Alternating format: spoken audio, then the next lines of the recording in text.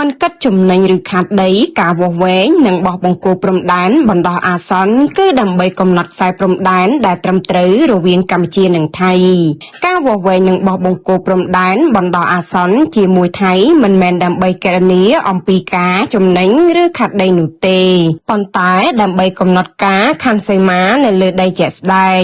នេះគឺជាការបញ្ជារបស់សម្ដេចធិបតីហ៊ុនម៉ាណែតនាយករដ្ឋមន្ត្រីនៅព្រឹកថ្ងៃទី25 វិច្ឆិកានេះសម្ដេចធិបតីហ៊ុនម៉ាណែតបានបញ្ជាក់ថាគោលដៅចម្បងរបស់កម្ពុជាគឺការកំណត់បង្គោលព្រំដែននៅលើដីជាក់ស្ដែងដែលបញ្ជាក់អំពីខ្សែព្រំដែនមួយដែលត្រឹមត្រូវនិងច្បាស់លាស់រវាងកម្ពុជានិងថៃ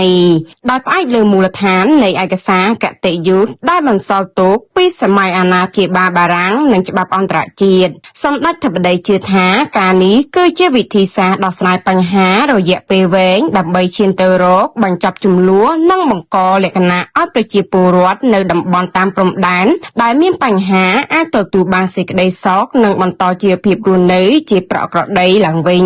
ព្រមទាំងធានាបានការការពារអធិបតេយ្យនិងបូរណភាពទឹកដីកម្ពុជា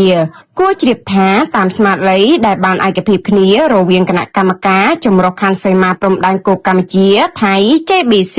ភាគីកម្ពុជានិងភាគីថៃបានឯកភាពបញ្ជូនក្រុមវាស់វែងចម្រុះចុះអនុវត្តការងារវាស់វែងនិងបោះបង្គោលព្រំដែនបណ្ដោះអាសន្ននៅកំណត់ខ្សែព្រំដែនចន្លោះបង្គោលព្រំដែនលេខ